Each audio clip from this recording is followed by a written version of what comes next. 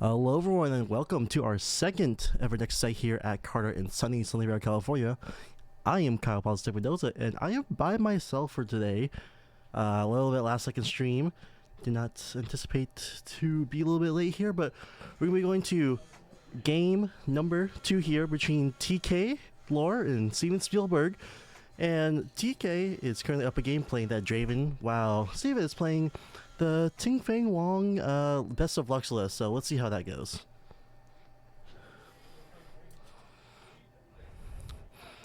The timer is a little bit wrong here because we are not starting off with that amount of time in the round timer. We are in round number 1, so let's see these players try. They're currently in the middle of sideboarding here. TK was able to take game number 1, was at 7, what I saw. And right after Steven Spielberg Ruination with the Lux, he was able to get Accelerate Rek'Sai and accelerate another creature, or accelerate another unit to get that double conquer. Watch it on stream. We just started. Adjust the camera here for Steven. So it's like Steven. Let's see how it will go. Now, knowing this matchup, this is supposed to be a favorable matchup here for the Lux player, even with all the aggro that TK is going to be able to like bring out. I do think like the Lux has so much resistance in the deck to just basically try to stall as much as possible and get those time warps going. And yes, like here, I am a solo caster today, so hopefully you don't mind. I'm not the most well-versed in Riftbound card names, but I'll try my best. It looks like it will be the Forbidden Waste for TK and Aspirant's Climb for Howard. So we're going to get the Forbidden Waste and Aspirant's Climb coming in here. So we are going to be going to 9 points, so a little bit slower game here, especially when you're going first for Steven, for Steven Spielberg.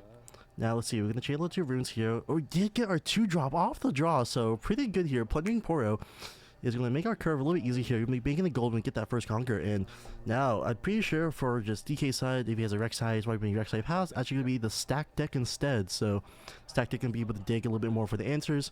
They're going to come out, maybe, to help play this long game against the Lux, because it's either you try to aggro out as fast as possible, or maybe you can try and hold out as much as you can, get to 7 points, and then eke out a little win. But we are going to be playing a 2-drop, and it's the Recruit, I think. It's the gets paid 2 less is 4, and pass back to Howard here. So Howard here, what are we gonna do? Oh, it's Rockfall Path. That is so true. So sorry about that. It is actually, yes, Rockfall Path. Kind of similar artwork, but with the plenty part, we'll get to 1 point here. And let's see if Steven is gonna be Steven's going to be playing the Lux here. I do see the progress in hand. We do have the gold here, so Lux is just going to come out here as a standard turn 2 play here. Get the ramp going in. We're going to use a... We're going to hide the card immediately, so that has to probably be a Hidden Blade or maybe Wages. Or the ways to maybe be able to trade with that unit, or maybe make it another gold, or we can use the Hidden Blade on our own unit to draw 2 more.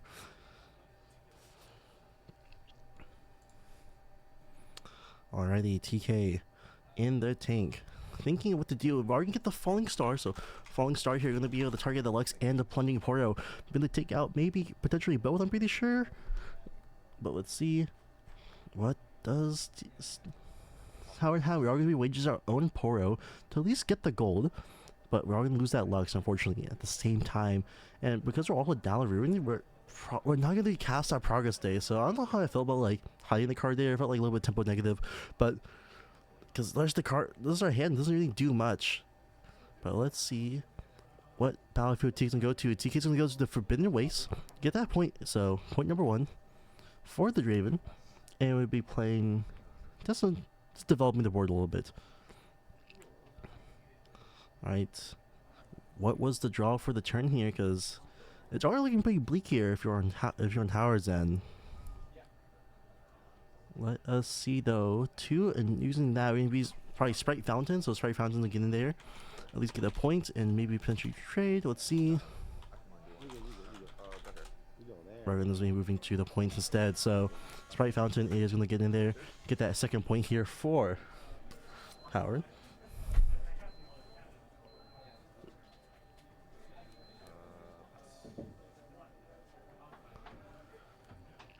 Alrighty, so we're gonna be holding the 2 here for TK side.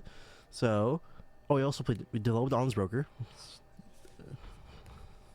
Let's see.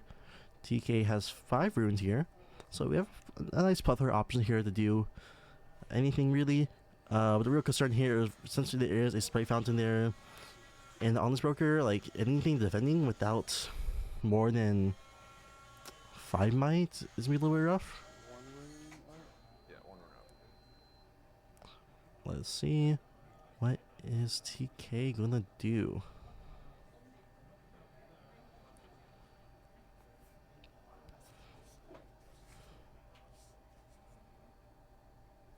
Both players.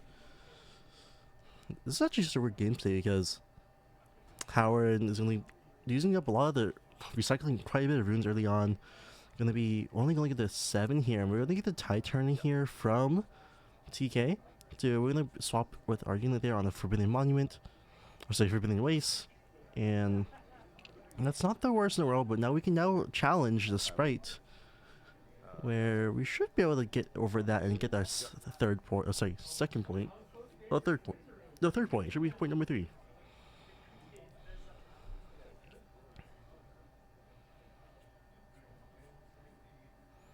Just give me a moment.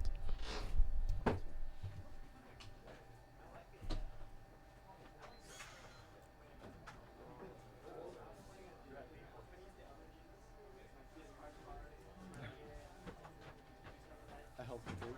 Yeah. Sorry about that. Just have to go out there to make sure both players' points are correct here. But turn now passes back here to Howard. Now, what will Howard even want to choose to play here? There's not many great 7s here. You can just honestly, most likely, this Progress Day Pass is the most likely answer here. But we're gonna be using a second Sprite Fountain here. Interesting. Okay, we're not gonna actually pull the trigger here. I think you probably just have the Progress Day here and to try to dig for more answers, but we are electing to use the second Sprite Burst here to maybe challenge the board a little bit. So we have 6 might, so 6 into any of these 6, 7, 8 might total. So you could probably actually maybe double conquer potentially, but you send all of them to the Forbidden Waste with the Honest Broker.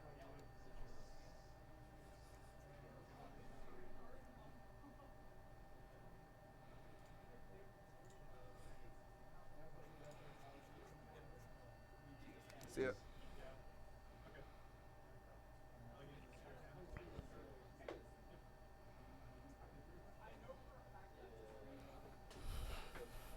So we are going to have 8 versus 5. It looks like 4? No text, no Oh, defense. okay. Yeah. I'll just kill. To get both the players Right. figuring out what the damage is, and we're going to trade with 1 sprite here. Oh, sorry, it's like 3. But we're going to go up to 3 now for the Lux player, and we're going to go with the 4 for the Draven. Honestly, not the worst positioning to be in, but this Progress Day is kind of sitting on hand for a little bit too long, I think. I do think we should just try jam, try to dig some more, because we're going to get... I think the Lux players going to get pretty out-tempoed here, like, long term, as far as the game goes. But the Dream player, if you're on his side, you're feeling pretty comfortable because you didn't really commit much resources into a lot of these matchups. Is that Red Jin? Red Jin is coming out. That's pretty interesting. So we do have Deflect, we do have Game King as well. So a pretty interesting unit to see in the Draven deck here, at least for what I've seen. So let us see what happens here. Let's see if TK wants to move that unit back from the base if he wants to. Or let's see, what does, maybe he's contemplating as well. Does Steven Spielberg even have anything like a wagers or anything like that? So we're going to be using, so we are passing back the turn. Sprite found the trigger. We're going to get the sprite back. We're going to go up to 4 now for the Lux player. We have so many runes here. We also have a Time Warp in hand, I see. I do think it's still just jam the Progress Day. If you just jam the Progress Day here, we can get so many more potential answers in the later turns here. Even though it's slightly tempo negative, but if you can get cards like Ruination at all, it would be great. But I think we can get the second Conquer here, go to 5 potentially, if we can. which we are gonna do. And we do have an option to maybe try and set up for a time warp potentially in the future, but we're so far off. We're counting our runes here. We're at 9 runes only, so we can't do a time warp, unfortunately.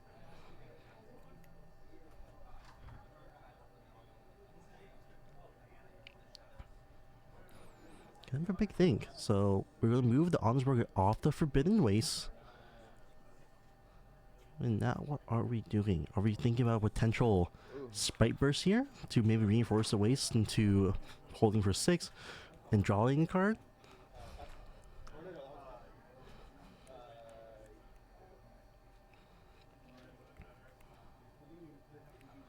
A little bit of a sticky situation to be in. We are just doing the progress day, so we're gonna be drawing 5 cards here, so be able to dig through pretty deep in our deck. 5 cards is nothing to be scoffed at, and we get a Call of the Week and a seal, which we want to see. I didn't see anything else, but getting a seal there is pretty important here. So we're drawing 4 plus 1 off the Lux trigger.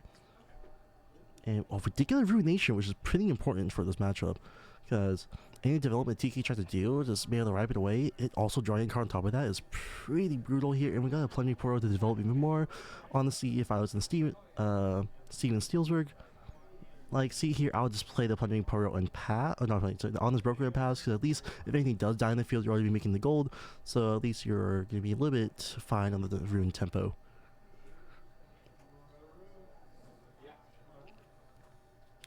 But we're using options to Call the Week here. So we're going to be using a pretty important power on one of our runes to get rid of the Sprite. I'll pass. Kaito Raicho on cast today is me, myself. I'm just doing a solo cast, so let's see how long it takes until I can stop yapping.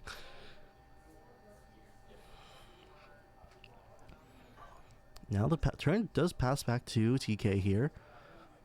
A little bit behind on the points, but that's nothing to be too worried about here.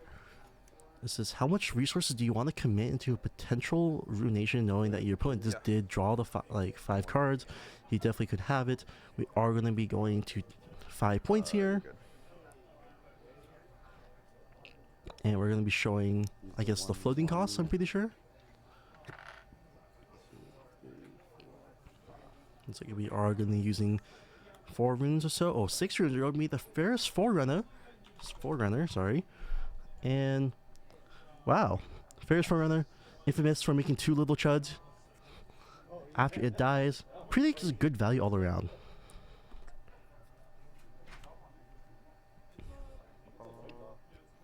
Alright, the turn passes back here to Steven Spielberg. And now that Ruination isn't looking that amazing anymore, because your opponent is going to be making 2 mechs if it does die at all. So what do you want to do if you're out here? If you are Steven, we're going to be getting that free point here, going to 6. Well, quote unquote free if there's no response, which there isn't. So 6 points here, going to 2. Can we maybe set up potentially for Time Warp? I'm not too sure. Not knowing the full counters of the hand, but that is one option we can go later down the line.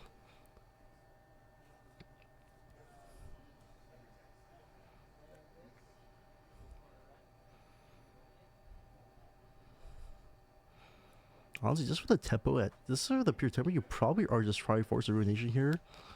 Plundering Poro. Okay, so we opted to develop the board a little bit. So with double Plundering Poro, I'm assuming we're also going to be dropping on this broker at this point if we are going to be developing this much, which looks like we are considering. In which we are going to be slamming down that on this broker.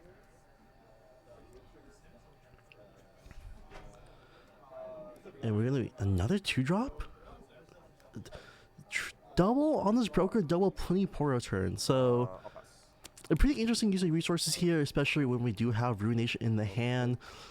Because, like, even after Ruination now, we don't really have much ways, especially after using double Sprite Fountain early on in the game to really try to fight back a lot of these points. Unless you maybe do have a Djinn in the hand, which is potentially is fine, but you do want to try to get that gold as much as possible, because possible to try to get the free skills. I don't know. I really don't like this play at all, because if we just Root Nation here, then develop afterwards, then we can just deal with the double mech pretty fine here. And we already start ganking with the Jin into the Honest Broker. And our Broker's on dive, we're gonna get a death trigger for gold. And we'll be going to sorry, we're going to 7 points total for TK because we were at 6 from the hold. Sorry about that. And now we're in a pretty awkward spot because if he's Root Nation now, it doesn't really matter because TK is just going to redouble conquer back with the double mechs he's going to play afterward. He gets after with the death trigger for Forerunner.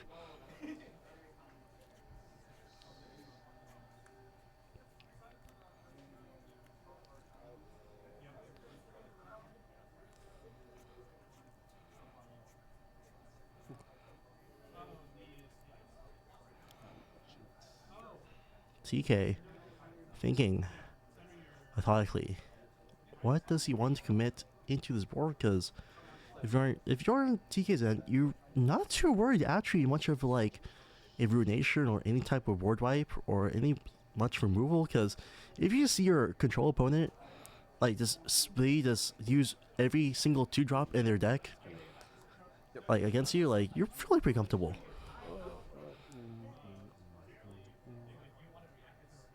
We are going to be playing the Draven here, so it's going to be +7 might for the amount of points we do have. Oh, I still have this. My bad. These two. Using the floating.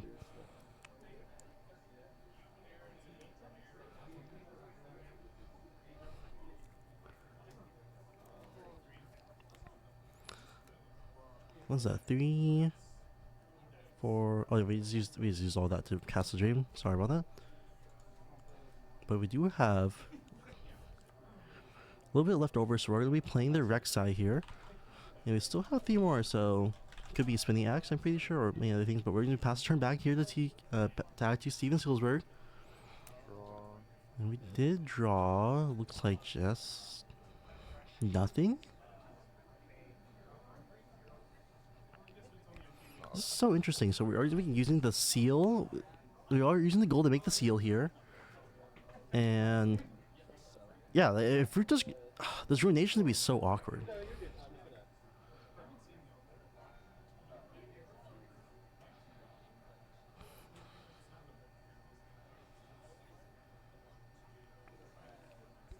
So we're sending the whole crew into the Rockfall path. I mean, okay. If you're TK here, you're probably just killing both the plunging Poros. Unless you have a way to equip an axe here, potentially. But even then, like, it's probably not even worth even spinning axe here. We're just gonna choose to gust away a plunging Poro. Actually, back to me. Yeah. And focus on passing, and we already get the spinning axe here. And we're just gonna kill everything. 7.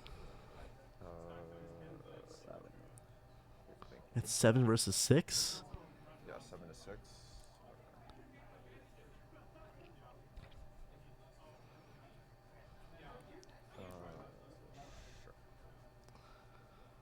Sure. So we are going to get double gold here. And looks like, I mean, if you're Steven Silvershot, you just have to just cast Ruination now. And we have, looks like 11 runes? So what 2-drop do you potentially have to stop the double mech? You're trying to time scam me, man. No. Close. I know. Close. TK, these two are very clearly close friends. TK is saying how Steve was trying to time scam him, which is very funny. And we're just gonna time warp instead. So time warping in this situation is what? Okay, so time warping to get extra, basically pot of greed, draw 2 cards, as Tinkman likes to say. And I'll go to my next turn. we're now gonna go into our next turn here. So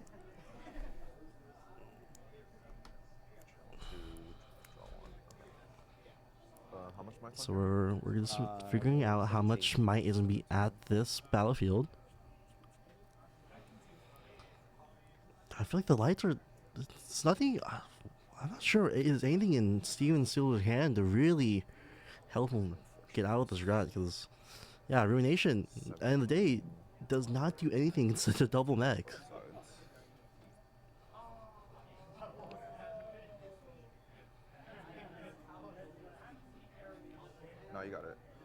Ah, seems to work. Just saying, you got it. Shows the hand, and TK's is like, what's happening? Can't get to both sides. And then if I play this, you get the units anyway. You go in, yeah. Yeah, my only chance was to go there. And time So warp. TK taking it 2-0 versus Steven Silver I saw on him, the like, Lux. you're trying to time warp. And yeah, that was a pretty interesting sequence of events that happened.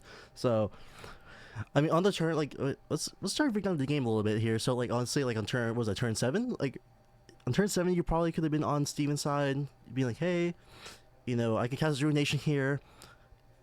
We are going to tap out. You are going to draw a card at least. You know, he's going to have double mech. Not too many problems, because you're going to be probably pretty fine, because on the next turn after, you can start developing that board that he did have at the end there, where you're playing out basically 4 2-drops here. And then you also saw in the hand right there, you had double Sprite Burst plus Cold Week. So, a little bit awkward how that went, but TK didn't commit much resources at all in the first place. Looks like he did still have a lot more gas in the hand at least. And yeah, not a bad round number 1 here. So, cutting to a short little break here, and we'll be back with round number 2.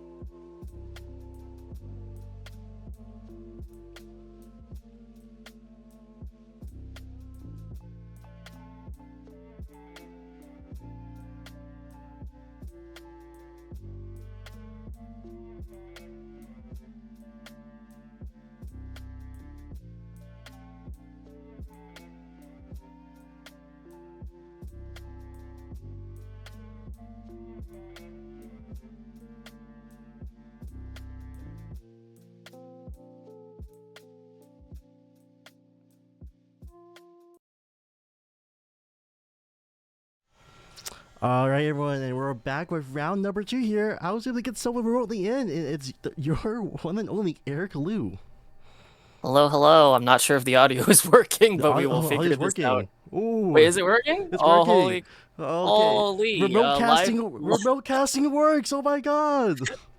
coming at you live from the warm comforts of my house. Yeah, well, I'm trying to figure this out here. So let's get into the game right now because round number 2 is a pretty interesting one because we have Yishmo back on stream here.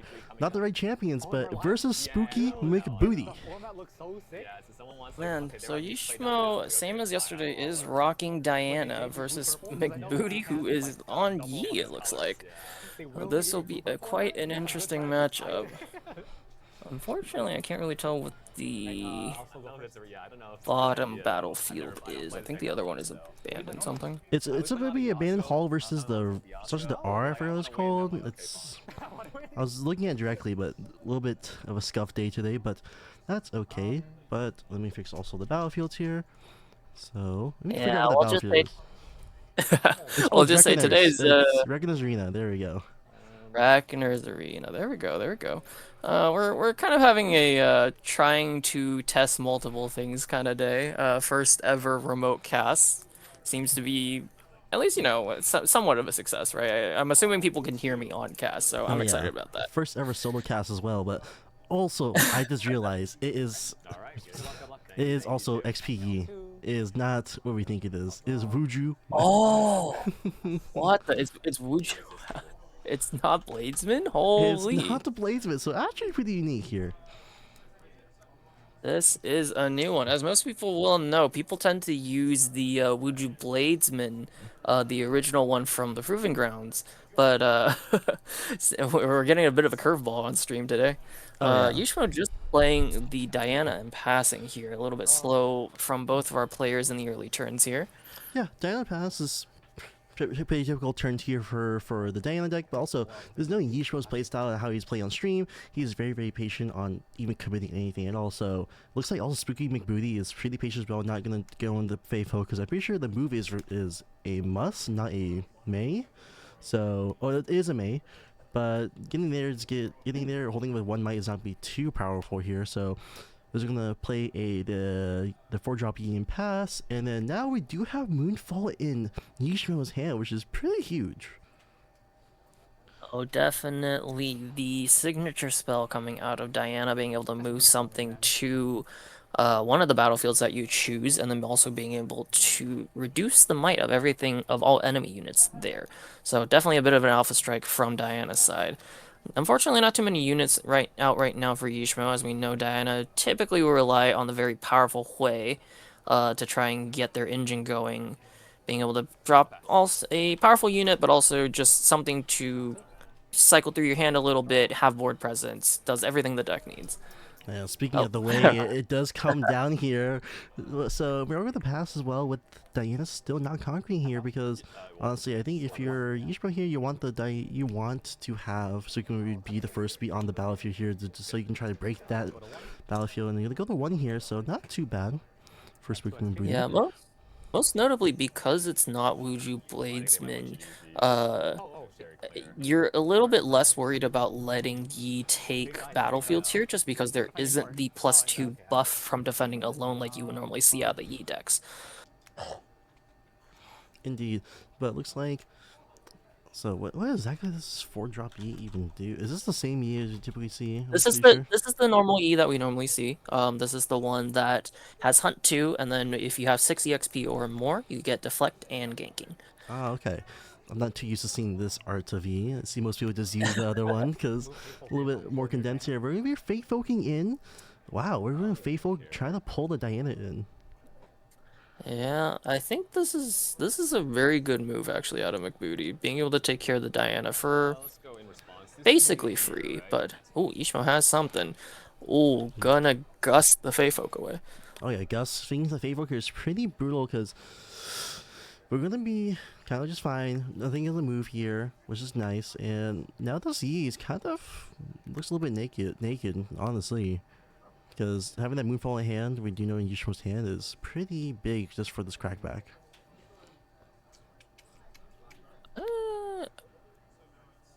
Actually, kind of curious how that worked out.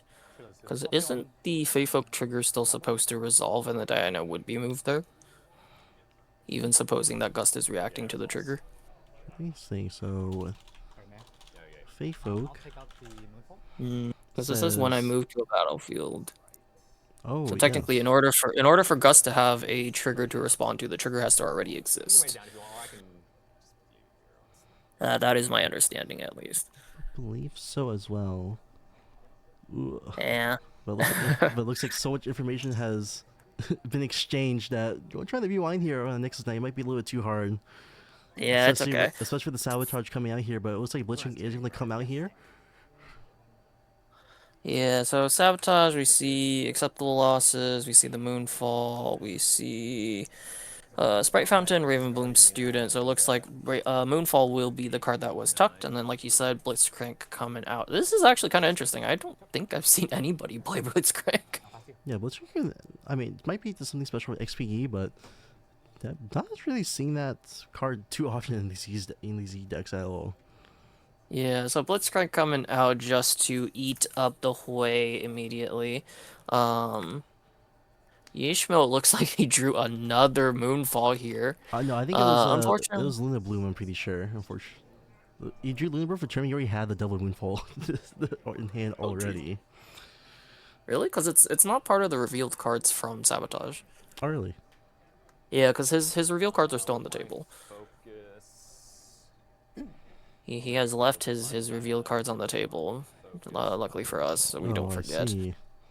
Yeah.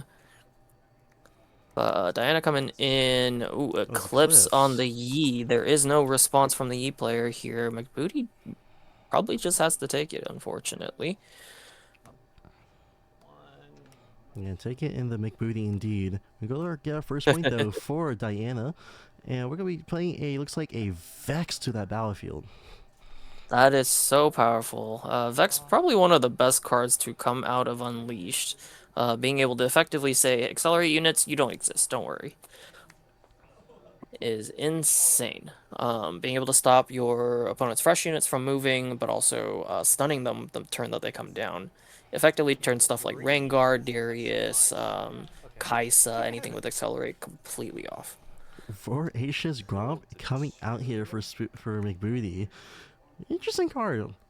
Ancient card Yeah, selection in general. I know, right? Yushma holding to 2 points. I don't want to be mean and say this looks like draft chaff, but I legitimately haven't seen this card since Unleashed pre-rift. Yeah, I'm pretty Um, sure. Like, maybe it's some hidden tech that we don't really know about here, because that well, card, because it's not the worst in the world. it's not bad. But it is probably to support McBooty's choice in Legends here, because normally with the Yi list, because the only thing that cares about EXP is actually the chosen champion Yi that you're running. Everything else is kind of unimportant. But because this legend Yi does want you to get to, I believe the threshold is 11 EXP.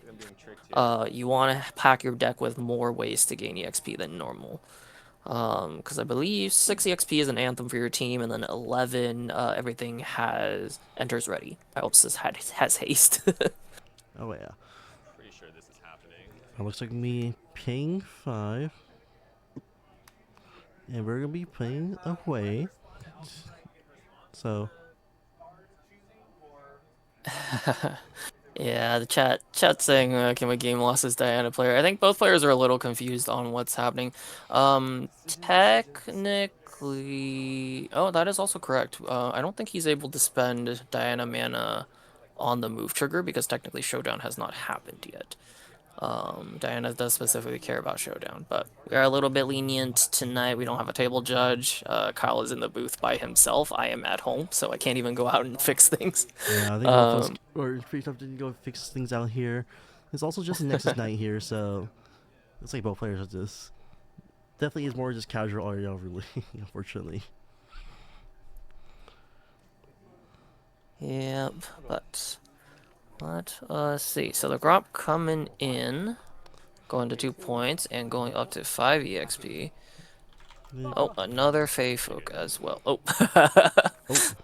Nope, we didn't see anything. Definitely didn't see anything. Definitely did not see anything at all, but people come out here, not bad. So, looks like we are going to be channeling up to, looks like 8 runes, I think.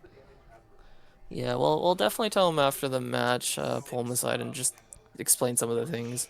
I don't know about McBooty, but Yishmo is primarily a Yu-Gi-Oh player, as far as I know. Oh yeah, So, he is rocking that Retro Reborn Circuit retro, Yu-Gi-Oh shirt right now too, so.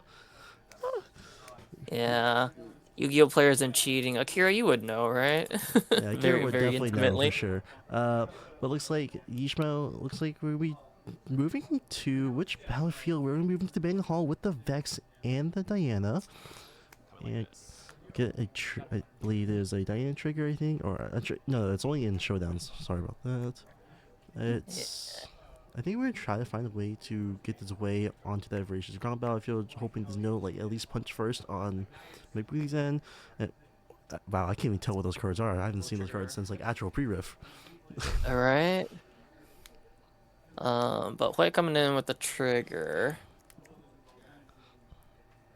Yishmo thinking really hard. He does not have a unit here, it looks like.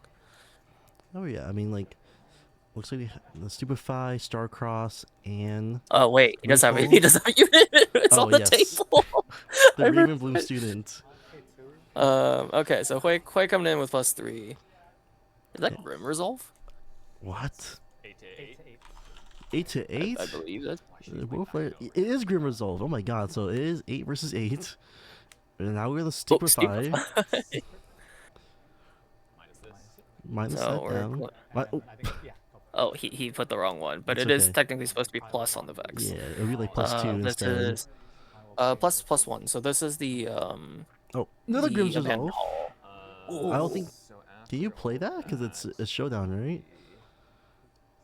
Yes, Grim Resolve is action can. speed. No, it's Grim actually Resolve nice. is action speed. They're passing focus back and forth rather quickly. Yeah, so 1 Stupefy resolved already, so plus 3, +3, and then -1. Well, Ooh. second Stupefy. Ishmael just digging deep here.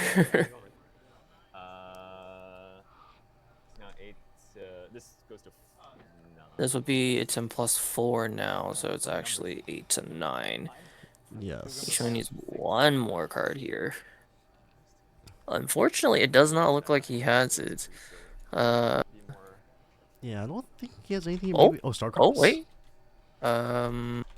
Is this like a Moonfall maybe? Starcross? Oh, it is a Moonfall. So Moonfall. Moonfall onto the Faithful. So Moonfall coming in, triggering the Abandoned Hall. So it looks like he's gonna buff the Dex again, possibly.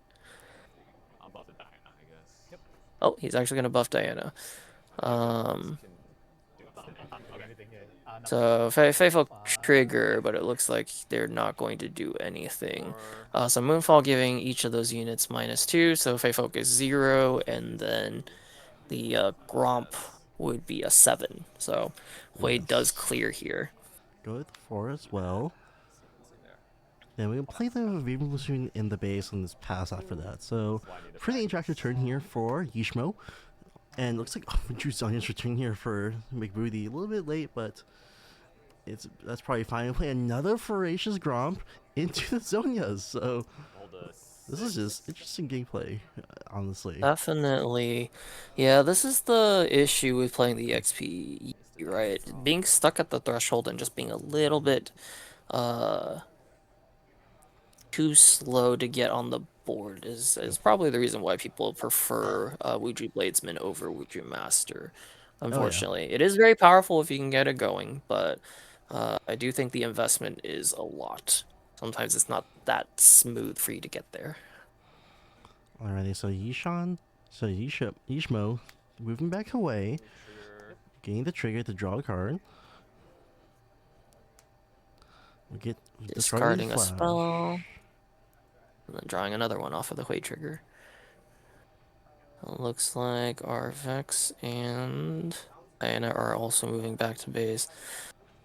Yeah, that's kind of my issue with trying to cast Riftbound. I'm just like, I don't want to be calling these people by some of their IGNs and whatnot. I know. It's okay. Come from any Riot Games casting, it's exactly you have to say by their nickname. Alright, so Fraser's Gromp is going to be moving into the Reckoner's Arena. And does Yishmo have anything on this showdown? The McBooty did pass focus, I'm pretty sure. So, what are we going to choose to do here? Is it potentially a Starcross? I think so. There's not much left in hand except Starcross and the Sprite Fountain, and whatever unknown card Yishmo drew off the Hui trigger. Alright, and so that has been game number 1 going for Yishmo. And Starcross, just enough to get there. Yeah. Well, who's judging tonight on staff? I believe there's no one. There's no one? I Oh, believe so. jeez. I was gonna try and like call the store and have someone tell them, because that was a pretty big. I'm pretty sure you can call the store and then Garrett would answer and then explain to them. Yeah, but both of our players sideboarding, because I do agree. Like if the Diana had actually gotten destroyed there, that would have been huge. Considering we had the whole thing with Diana running back in and killing Yi. Yeah, I thought. Wait, who's running the event? I thought normally we would have Smolder or. Don't know, because there's no Smolder tonight on staff. There's technically Tyler, but he's currently on the other side of the store. So, Luigi, I think it's just Wild West right now. Yeah, unfortunately, our usual Saturday TO/judge broke his arm recently, so he's taking things a little slower. But let me see if I can reach somebody, just since we're both kind of stuck. Oh, yeah. Let's see if we try to find someone.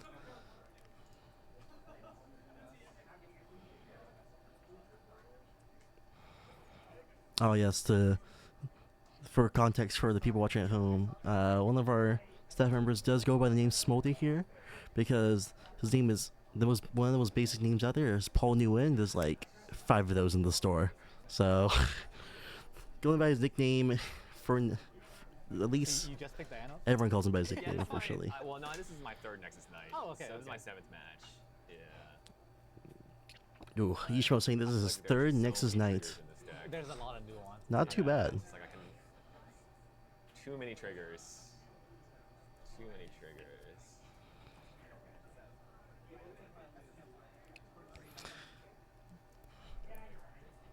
Both players here shuffling up, both sideboarded pretty quickly. Looks like Yishmo does know he wants to bring into this XPE matchup, and McBooty also looks like he does have stuff for Diana potentially. Those versus Gromp is like wasn't really too scary, but it's just I wonder what his exact list is, because I feel like first Gromp is just such a filler card.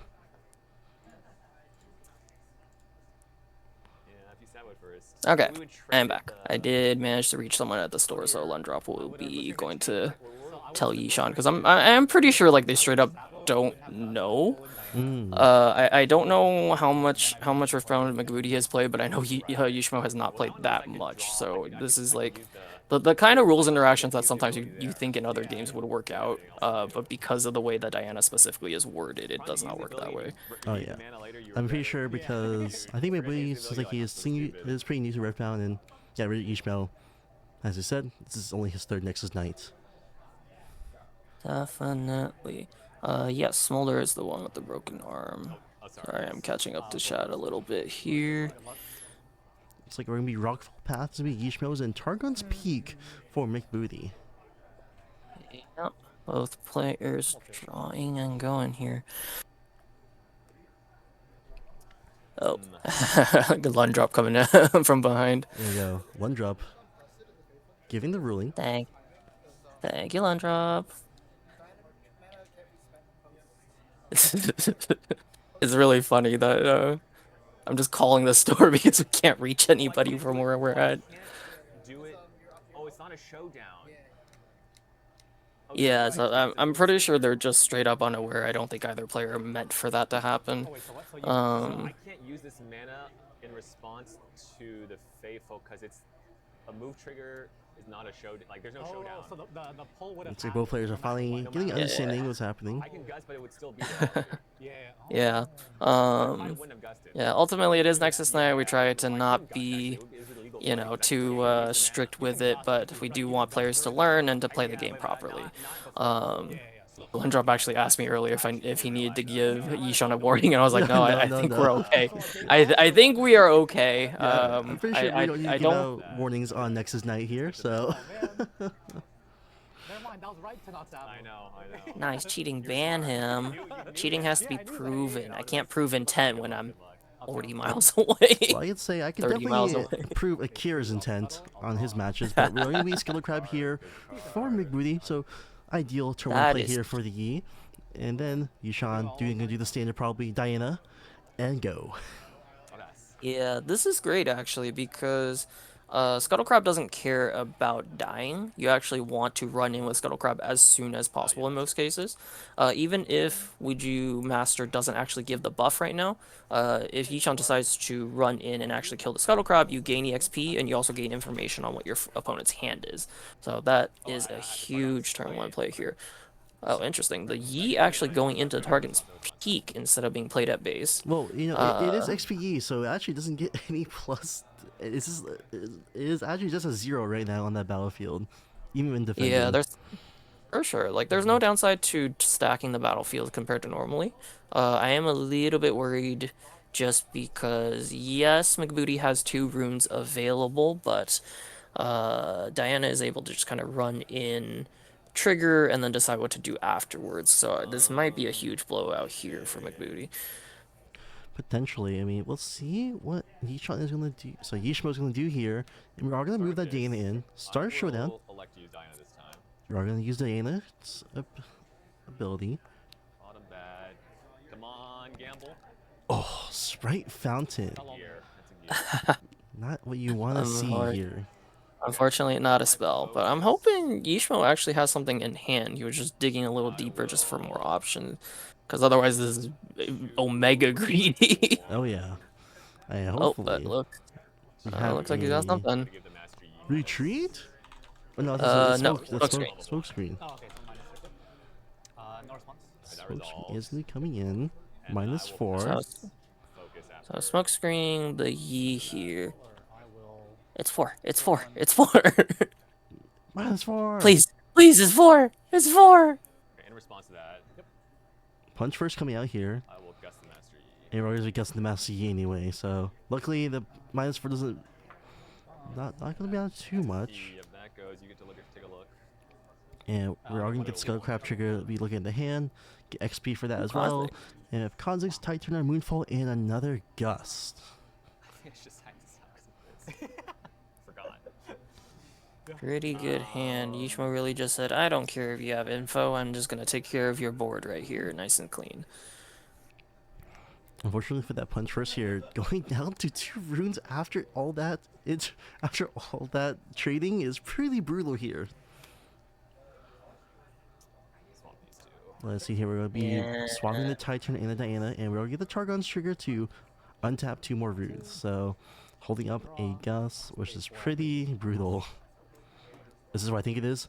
Oh, it's the XPE back from back from the battlefield. Here we're back again. Holding- Yishmo playing open-faced again for us, thank you very much. Yeah, double sabotage in the hand for McBooty here, so not the best spot to begin, especially when you see this type of hand and you're not much developing it, especially after using almost all your runes for that punch first. Yeah, it's definitely, shall we say, punishing. That is kind of the problem with waiting for some of these interactions to happen. Reaction speed spells. I guess it's kind of like the whole like doing damage first and then you reaction speed stupefy to shrink something to kill it instead of doing it the other way around. Because then you don't give your opponent a window to be able to buff. Because at this point most combat tricks and buffs are only at action speed.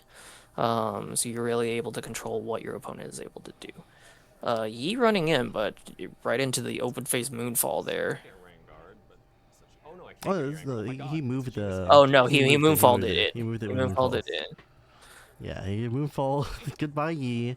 So I got a And free this is such a great position for Yishmael because you go to 3 here, you get the stack deck as well, and you're going to find another bootfall. Disgusting. Unfortunately for McBooty, I think the writing is on the wall here, where the point deficit isn't that bad yet, but the most important part is he's not really on the board yet. And unfortunately for him, that point deficit is only going to grow to 4 points next turn. Oh yeah, I mean like you're behind the runes, you're behind the points, and you're just behind on the tempo in general. And we get the Voracious. There he is, the goat, the greatest of all time, Voracious Gromp. throwing the guys down. Our fan favorite Voracious Gromp back again.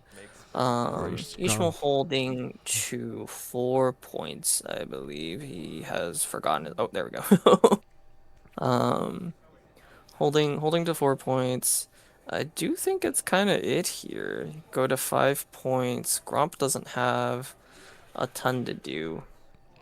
We just gotta watch out that Yishan doesn't accidentally just move the Kha'Zix in. I don't think he will, but I don't think so either, but I think Yishmael might be thinking I can maybe stack a battlefield and again go into Moonfall, make this force this Gromp to go into you, and make the tempo like really negative for McBooty because you spend 5 mana to do Yeah. nothing, unfortunately, on his end. There's no way. yeah, because also he has Kha'Zix, he has Moonfall. Oh. He can. Oh, looks like it's gonna be Moonfall again. Yeah, McBooty is just saying there's no way it's Moonfall, and then there it is again. So we are moving, getting the trigger, Ride the wind.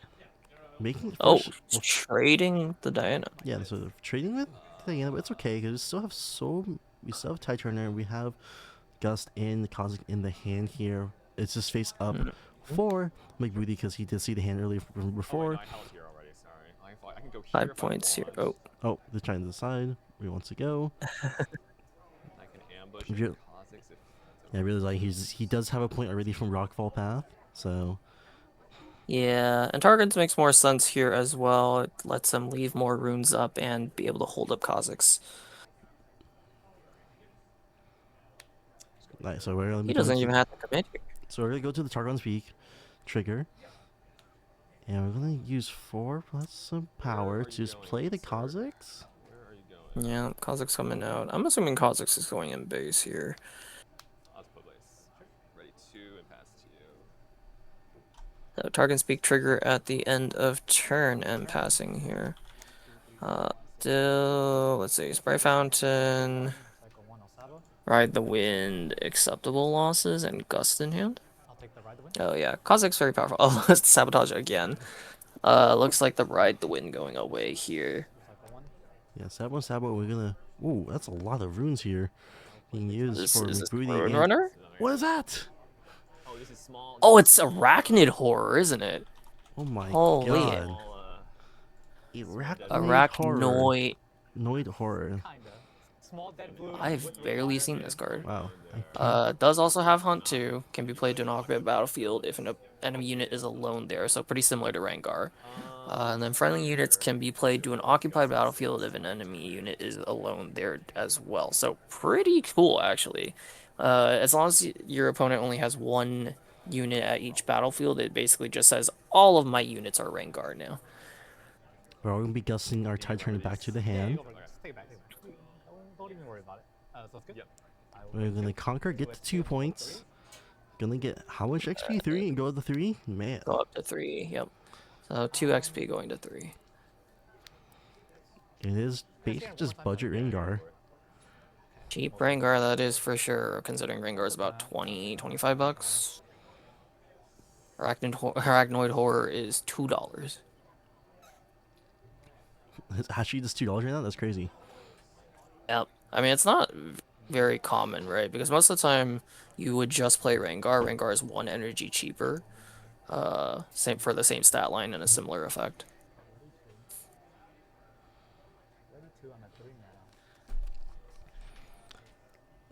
Yeah, we see a full Diana deck taking on a set 3 Unleashed limited deck. Yeah, set 3 pre-rift deck versus Alan ZQ potentially list. Definitely. So we see Well, actually, is it really McBooty budget? hiding a card here. Usually, there was sabotages in the deck. Wait a second. Yeah, it's not completely budget. There's definitely something that McBooty wanted to play. So hopefully we get to see the power of the deck here. That is kind of the problem I was talking about before, where getting to even 6 EXP consistently is really difficult, even if you stack your deck with most of the hunt cards. But Sprite Fountain coming out, so a temporary gear that you get a sprite when you play it, and you get a sprite when it dies. So running into the battlefield, getting 6 points for Yishmo here. Yeah, 6 points is pretty well positioned here, especially when we do know what I forgot. We do know about Moonfall, I think, right? It's in the hand, but I think that's probably most likely Azonia's here from McBooty. That's hidden. How badly do I want to go? Let's see, Yishmo thinking how badly does one to crash into this battlefield here. Yeah, I don't think he has Moonfall. I believe it got used up earlier. Oh, we are electing the pass, so going 3 points here for McBooty. Oh, most importantly, 5 EXP. We're getting close to that threshold.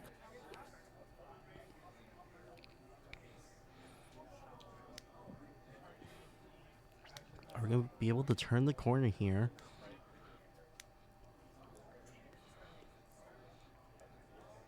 Yeah, this is kind of the problem. You are only able to technically gain EXP once per turn with these hunt cards, unless you have ganking or something like that. So it's a little bit of a slow grind. But we see Sabotage number 2, as chat was calling out earlier, coming out. Yishmo doing something. Reaction speed? Starcross? Oh, that's not bad. Starcrossed. Ooh. Ooh. That is really good, because actually he has exactly the amount of runes to replay the Arachnoid Horror. He does, but like the hidden card falls off, right? It does. So McBooty does have to play the hidden card here, unless there's not so fast. You have to. Discipline. He's about. Discipline. He's disciplining, drawing for a card.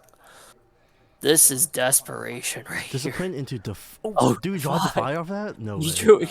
He drew it home. He actually drew Defy off that. That is a crazy. So Defy off the top here to stop this, and wow, actually maybe the tempo is shifting. McBooty is him. McBooty he just knows. playing to every possible out here.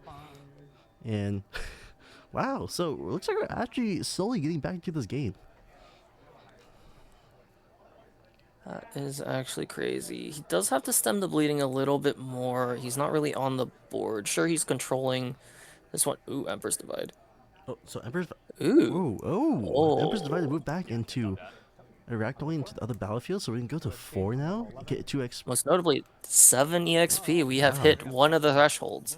So McBooty's entire team will be +1 might for the remainder of the game.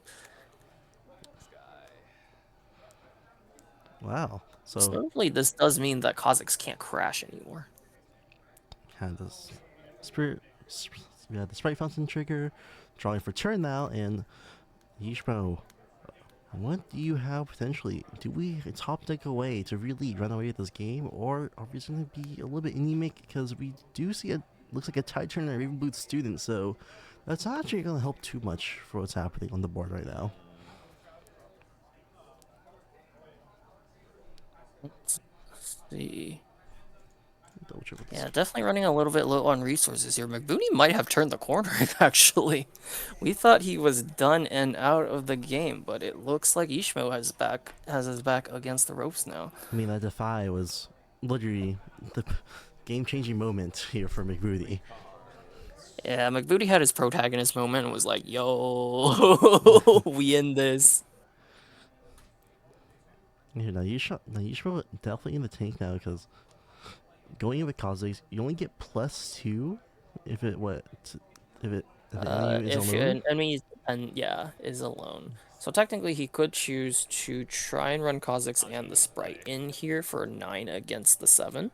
But looks like Ishmael. Oh, Yishmo he said, has "I'm just units in hand. Yeah, Yishmo said, I'm just gonna try to hold. Let's see, try to get to 8 here to try to win the game here. We're gonna go get all this XP on the Yi. Gonna go 5 points as well, and then we're gonna discipline here to draw a card. Oh, Is he him? Is he him? it. Oh No, no! it's not him. It's Yishmo. Unfortunately for McBooty, Ishmael will be taking this set 2-0. Where's my first define?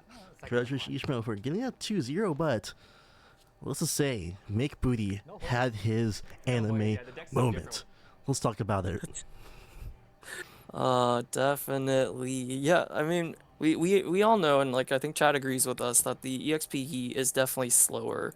It's slower, and it's also just the payoff is so much harder to get to, that we really just don't see it, right? But as we were watching McBooty slowly turn the corner here, I think we were like, holy crap, this is about to happen. We are so excited for this.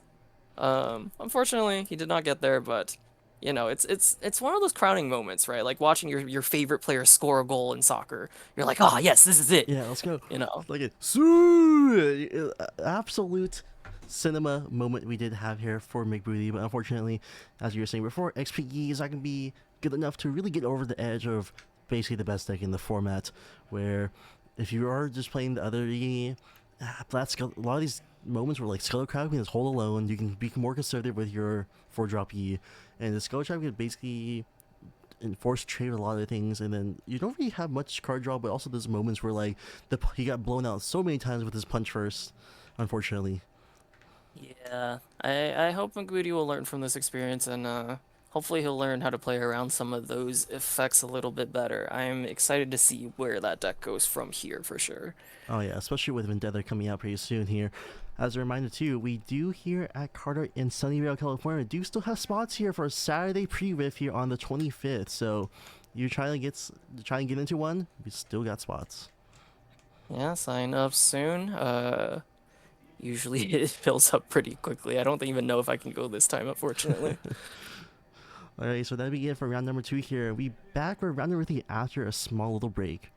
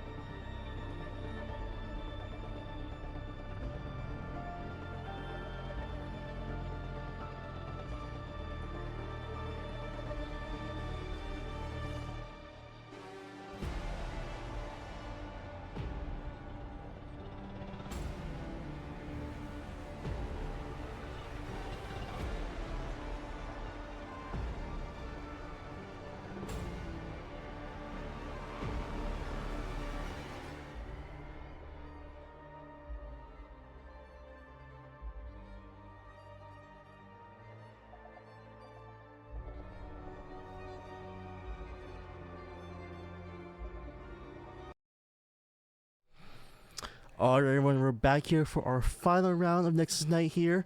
I'm Kyle Positive Knows, and I'm joined by Eric Liu once again, remote casting in for our first time tonight. Yeah, the funny thing is my picture is completely at your mercy. Oh yeah, I even changed his picture the entire time.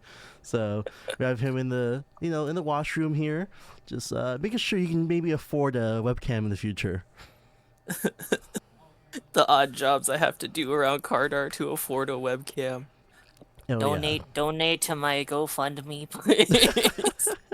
Alright, so Anyways, who do we have on cast here, Kyle? So yeah, for on our feature match today, right here, right around, we have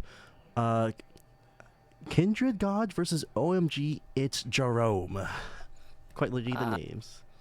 Yep, I'm just gonna cut it down to Jerome. Yeah, it's just Jerome gonna be versus versus Kindred God. We have seen Jerome on stream before, I believe, at one of our past skirmishes. I don't know if we've had Kindred God before, actually. We never had Kindred God before here, but I do know Jerome is not Jerome, but Kindred God. I know he's playing, looks like regular Yi. Compared to Jerome is still playing the same deck from the skirmish here, which is going to be that Lilia. Yeah, definitely. He's still been testing it. Let's see if he has made any significant changes since the last time we've seen him on stream. Does he just have... What? I felt like I was looking at Jerome cycle through a bunch of different battlefields. Oh yeah. Let me go set up the players real quick with their mic, because I just realized I did not set them up at all with their player mics. Oh, no worries. Go, go, go. Our players are still setting up anyway, so there's not much to do until they shuffle up and get ready. So we're gonna wait for Kyle to do his thing. Meanwhile, I am just gonna chat a little bit here. So we do have Yi coming back on, but this time it is the more popular Wuju Bladesman, the +2 might if a unit defends alone. With the same chosen champion, everybody's been playing that one recently. I don't think there are many changes to that. On the other side, we do have Lilia. Looks like Jerome's not revealing his chosen champion yet, but I think his chosen champion of choice is the what is it? The blue Lilia, I think, the one that makes a sprite every time Lilia moves. A bit of an interesting matchup here. We have a temporary tokens deck versus kind of a more aggro hold deck. So a little bit interesting. I saw Kyle come back into the booth, so hopefully we'll hear from him in just a little bit. Oh yeah. Neither player has revealed. Oh, there he is. Neither player has revealed their battlefields yet, so not much information we can glean just yet. Yeah, it looks like Jerome is running the blue Lilia, like I was talking about. Ooh, looks like Jerome's playing. It's like is that Dustrow's Lab? Duskgrow's Lab, the one that lets you sack a unit here at the beginning of your beginning phase. And you got to draw a card, I believe.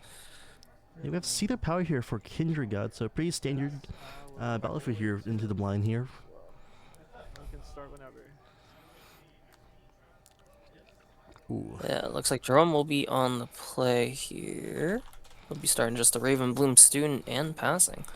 Pretty good start here. Game +1 every time you play a spell is pretty good, and Lonely Pro is going to come in here for the Kindred God. Let's see what we got here. I see a Sprite Burst in Jerome's hand. A lot of the good Sprite generation cards are spells. Actually, there are some creature ones, but I think they're not so good. But Lilia coming into base, having one open rune here for Jerome, passing back to Kindred God.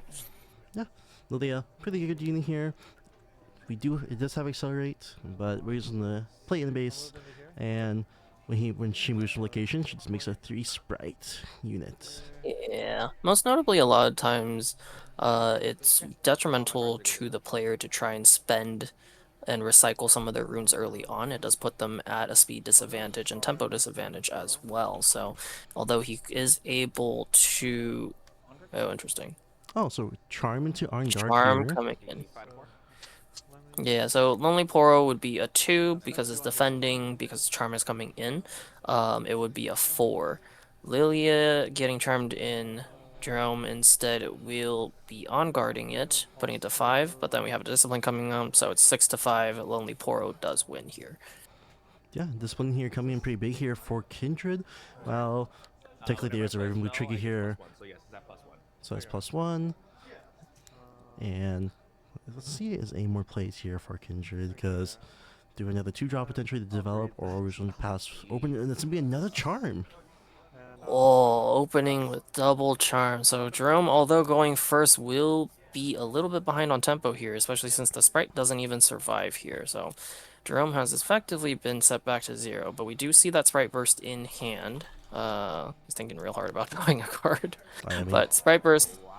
Yeah, sprite burst be pretty important here, because there's a way to finally break through this Elite Poro and also control the battlefield, and also just, I mean, no power used, so you're not gonna be effectively be tempo positive in terms of runes. But it looks like we also have the one that like units have +1. I think it's a gear. Yeah, the mask of something. I also see a Heart of Dark Eyes as well. Mask of Foresight. Mask of Foresight. Yeah, so whenever a friendly unit attacks or defends alone, you give it +1 might this turn. So that would actually be pretty good if Jerome's able to play that and the Sprite Burst. I think he's 1 rune short, though. Looks like he has 6. Yeah, so it looks like we just like to just play the Sprite instead. With Leia, go to 2. And we're just going to simply, looks like, play that mask. Oh, play Charm. Oh, 2 can play that this game. So Charm throwing Lonely Poro into the Sprite and dying here. The Lonely Poro does trigger, so Kindred God will be drawing 1 here, but really an eye for an eye here. Yeah, I mean, you just see Charms being thrown back and forth, huh? Yeah, I mean, yeah, both players using a lot of the other green to get the charms out. And looks like, speaking of using power, Rengar is going to come right onto that battlefield. Yeah, as we've mentioned before, Rengar is a very powerful addition out of Unleashed. Probably, I would say top 5 best cards to come out of Unleashed. Yeah, but coming directly onto the battlefield, yeah, because it does deny Jerome also a chance to draw off of the Dusk Rose Laboratory as well. So great tempo play here for Kindred God. He is down to 3 runes again, though. No runes open. Yeah, down to 3 runes, but the hitting card most likely is going to be like maybe most likely Zanya's, and it looks like we are going to be making a Spirit again here for Jerome to reconquer that seat of power, and we're going to look to elect to maybe play that, looks like the Mask we talked about before, and no, it's me the Dark Ice. Heart of Dark Ice. Heart of Dark Ice is actually very powerful here as well, just because it will allow future sprites to crash into the Rengar and actually trade instead of having to 2-for-1 yourself. Both players now at 3 points. It could be Zonya's for Kindred God. The other thought I had was maybe it's back off. Some Yi decks do play 1 or 2 copies, I believe. I do believe so here, but we are just going to like to play Master Yi, Tempered. Sorry, is it Tempered? Yeah, Tempered, and just pass. And now going back to the drum here is that, let's go, that Dark Eyes can get pretty big into this Rengar if you want to play the sprite from Lilia, but looks like we might be liking to be more developmental instead. Yeah, I do think this actually wants to be the Sprite Burst finally. Because it will also let you play, activate Lilia's legend ability for cheaper. Sorry, I was thinking too hard. Because Lilia's legend ability is discounted for every single, I believe it's temporary unit that you control at the moment. So instead of costing 4, after Sprite Burst, it would only cost 2. But it looks like Jerome is just going back in for the Lilia legend ability.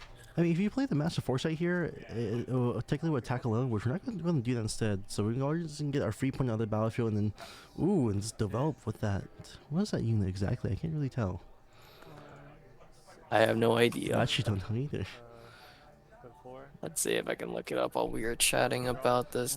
Yeah, like I was saying, Jerome definitely still tuning, still making innovations on the deck, so there are definitely cards we have never seen before.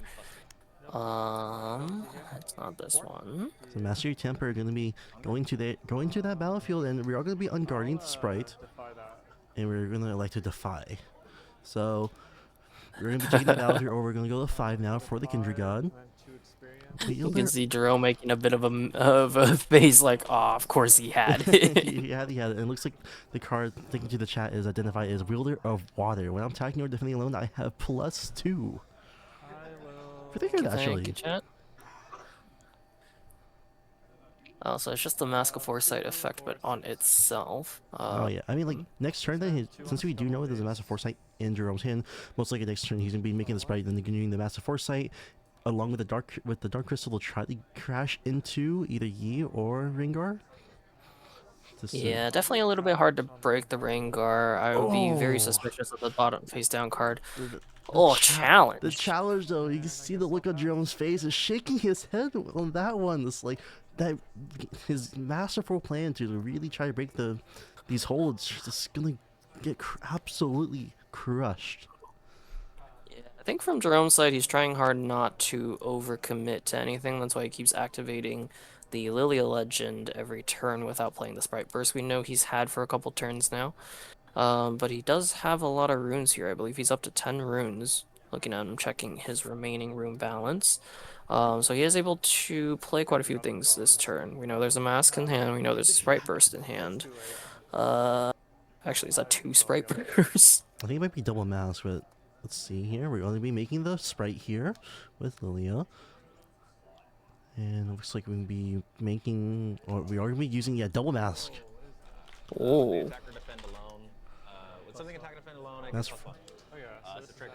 It's a trigger button. His wielder of water died, so it is build your own wielder of water. Oh yeah, essentially. It'll be 5.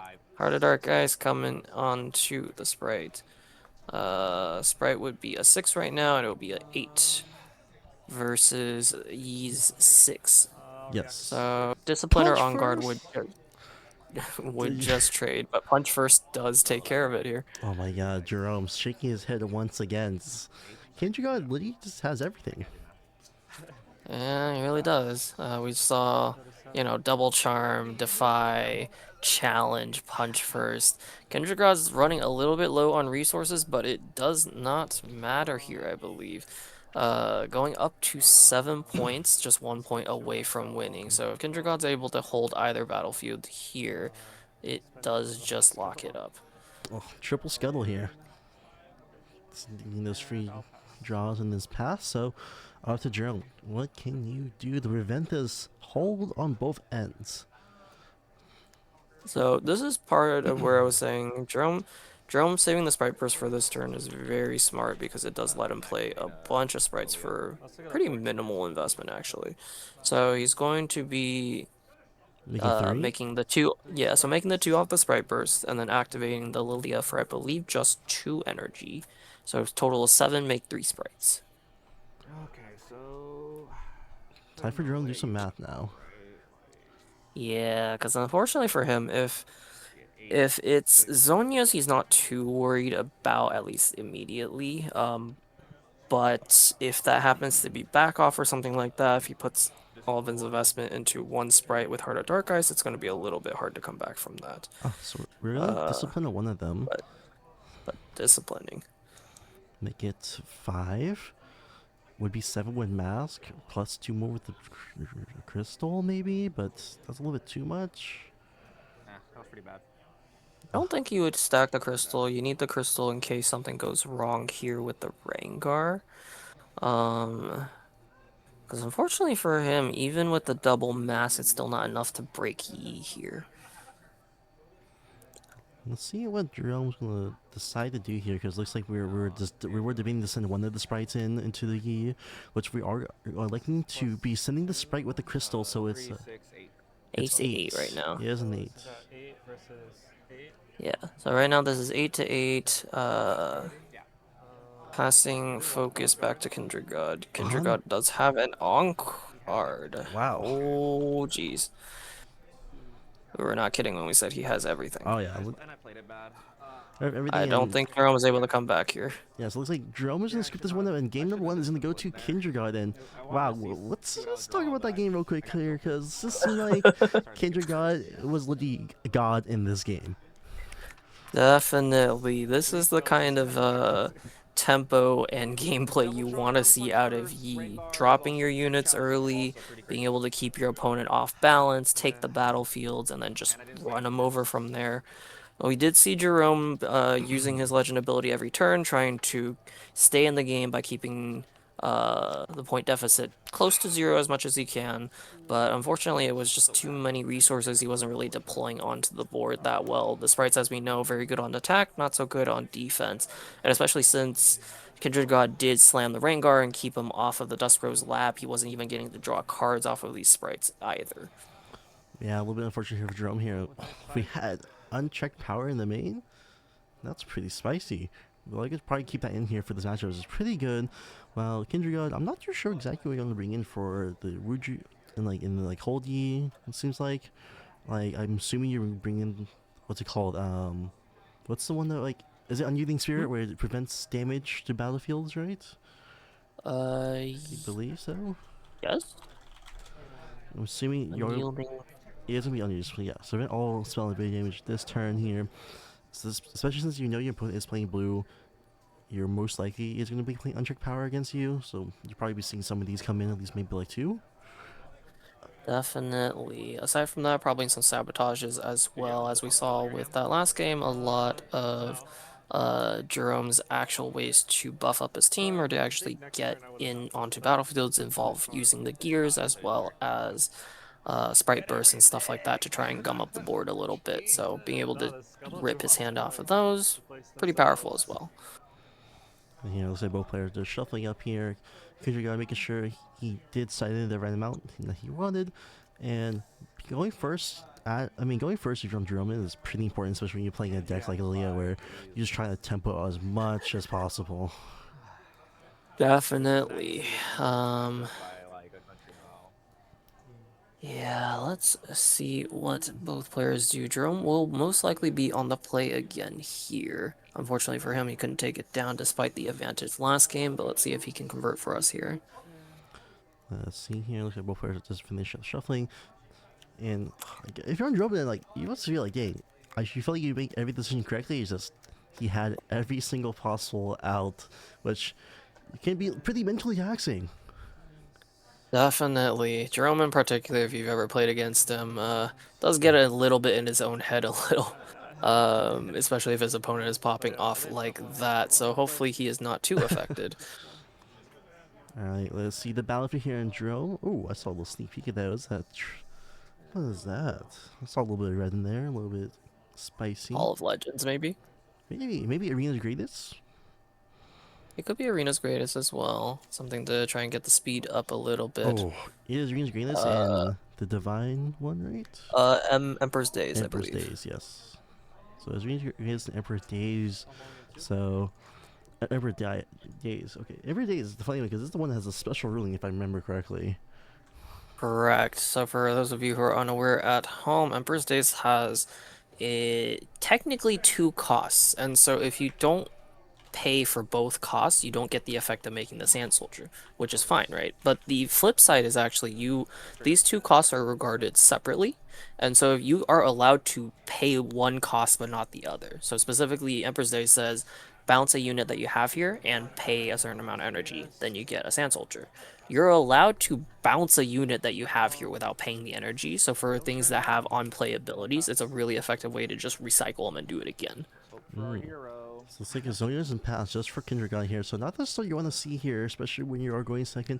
And Jerome, getting that Sandshrew out is pretty important here, especially when we do have the Arena's Greatest here. Being able to that extra turn faster, especially against a deck like this, is pretty important here. And it looks like we're playing a Sand Soldier? Another Sand Soldier out Yeah, again? he's going to be playing guards again. It looks like it's going to be repeated. So he actually gets 2 Sand Soldiers here. Jerome curving out exactly the way his deck wants to, having unit on 2 and having 2 units on 4. Getting the tempo swing going quick and early. Oh, Rengar. Rengar though. Rengar is pretty Rengar brutal. is just... It's so powerful, right? We saw a glimpse of what Rengar could be capable of in Spirit Forge with the red Rengar. Where we're like, oh, you can play this at battlefields that you have units at, and you're like, oh, this is so powerful. And then Unleashed came out, and we got the orange Rengar, and all of a sudden you're like, wait, this just has Giga Ambush. You're allowed to just put this anywhere. that your opponent has units, and you can play it at reaction speed. Oh yeah, I mean, I think the fact that it can be played reaction speed is the most broken thing ever, which is why people were playing stuff like like Rockfall Path just to counter this card in general. Definitely. A little bit hard for Jerome to come up with the might to be able to push the Rengar off here. Unfortunately, Lilia coming out being played in base just because I don't think there's any way for Jerome to really pressure the Rengar effectively this turn, but setting up a little bit more, playing the Heart of Dark Ice as well. Yeah, Hard Dark is here. Seems like it's very important for this matchup here, just to make sure that no matter how big the hold is, just giving the extra might just to push through with a lot of these small units is pretty important, especially when like most of it is just like free fodder. Definitely. Even though the Rengar has stalled out one of the battlefields a little bit, Jerome is kind of exactly where he wants to be. Forcing your Yi opponents, you have to use their combat tricks to get onto the battlefields, is a very effective way for you to get back in the game. Because if they're able to kind of sit back and sit pretty and say, oh, I don't have to spend my combat tricks, I can save them for when I need them. As we know, Yi is most powerful when they're on defense. So them having the additional combat tricks to still be able to push you off of these points like we saw in game 1 is not where your opponent wants to be at all. Speaking of stuff we saw from game 1 here, and challenge once again with the Ranger onto Jerome Zilia. As we often hear, Kindred God, he is so talented. No. That one Aurora player at our skirmish is so talented. Actually, though. Let's see here. Jerome, a lot of pressure being presented across for him. Zonia's plus Z plus the Rengar here. And it looks like we do have a discipline in the hand here, so maybe we can try to find a way to buff something up pretty quickly here as we are doing the math in our head, and we are going to elect to maybe play that Massive Foresight. Not too sure. Looks like we have another way to make more sand soldiers, so that's not too bad of a play here. Is this more of an option? Are we going to choose to try to develop, or are we going to try to fight over this battlefield versus Rengar? That's a good question, because 8 is a really hard number for Jerome to pressure consistently. So I think even if he has to spend a couple more resources here, getting Rengar off of that battlefield will be better for him in the long run. Because having to clear 6 on defense versus 8 on offense for him is definitely difficult. Oh yeah, it looks like we do have a 1,000-tier Watcher here. That actually doesn't notice that. 1,000 Watcher is actually not too bad as well. Looks like we're already liking to do the guards repeated. So we're making 2 more sand soldiers. So all 3 copies of guards have been played already here. Playing 1 to Emperor Diaz, and 1 to base. Leaving up 3 more runes, so our runes want to like to be mana efficient with the mask. We're going to buff one of those on Emperor Diaz with the crystal. Yeah. Because Heart of Dark Ice is, as we in Magic say, sorcery speed, but it's not action speed, it's not reaction speed. You can only play it on your turn anyways when you're not in a showdown. So, sure, I'm just trying to be a little bit efficient here. Technically, nothing will probably happen on this turn specifically, especially since Kindred God is completely tapped out of resources, but it is just kind of good habit to get into in case you, like,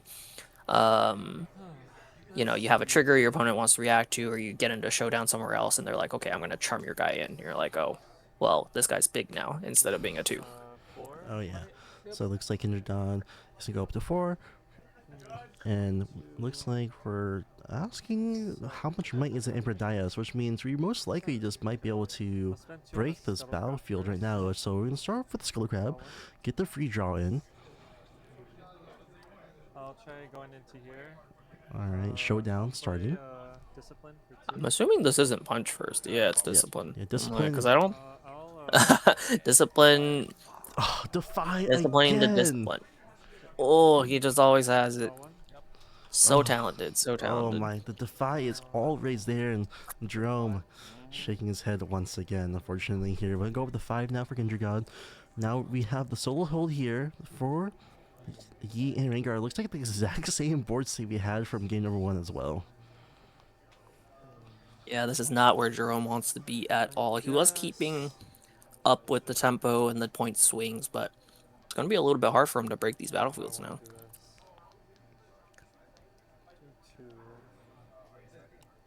Ooh, what are we possibly thinking here? Is Kindred potentially thinking about maybe playing another 2-drop this turn, or I think I'll just pass. no? We're just electing to pass instead. So, Jerome, this is the penultimate turn when you need to turn the corner. You have to try and swing the tempo back in your favor here, because I think after this turn, the game would get way too out of hand for you.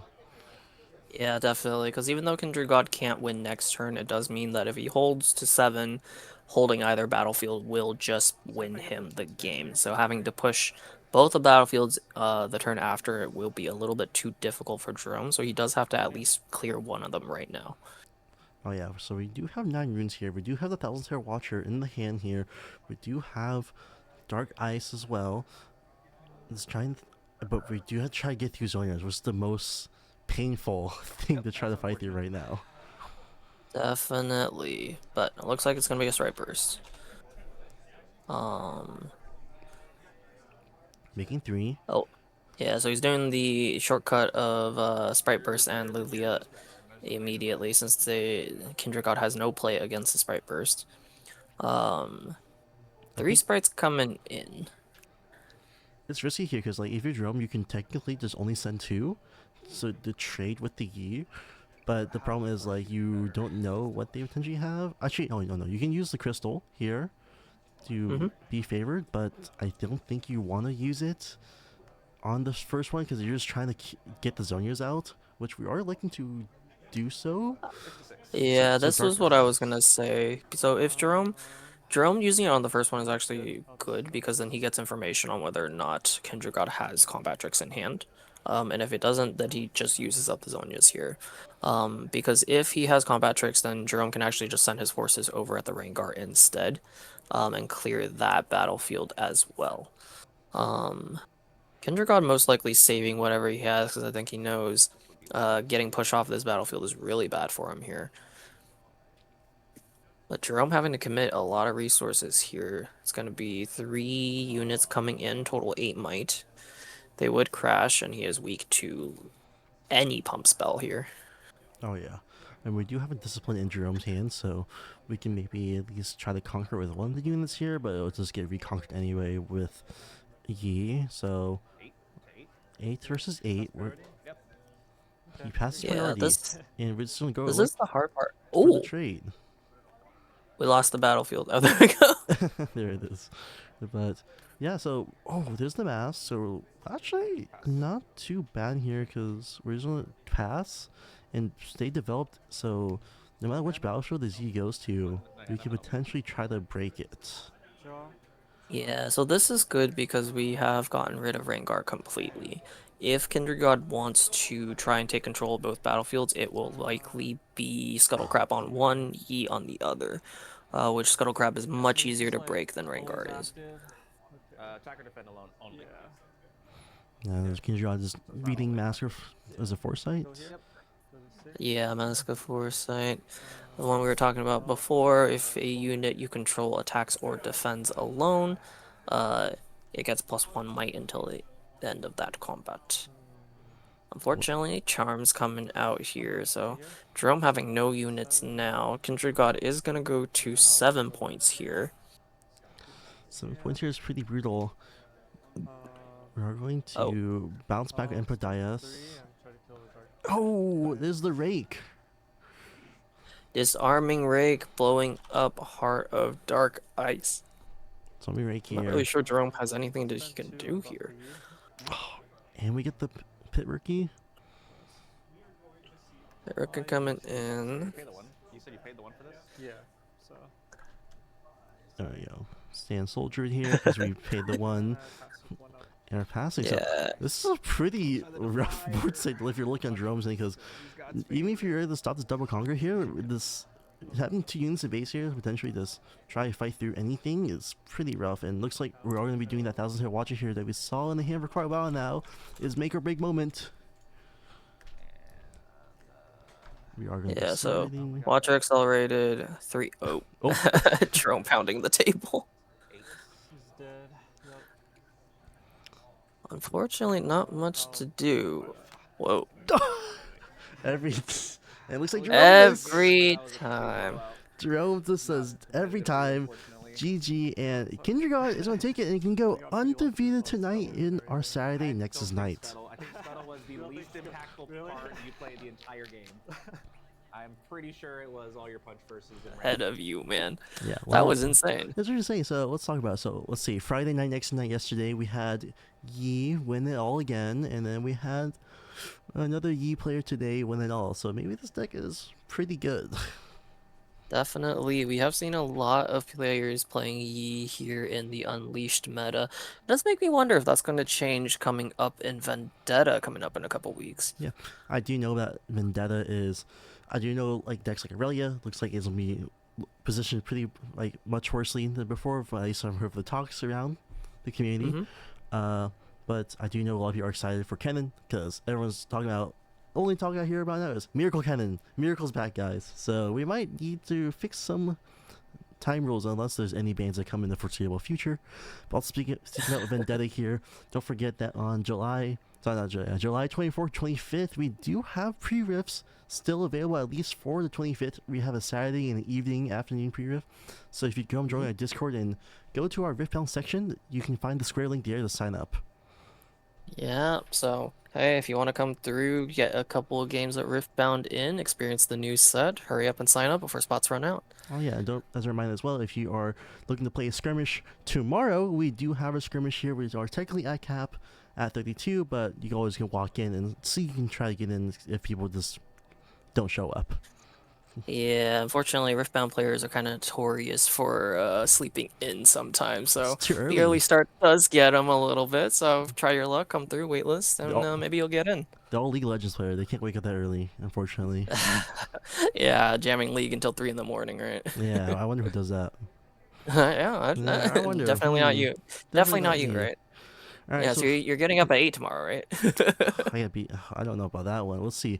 But yeah, that's what we get for tonight's Next Night here. Thank you for everyone for joining.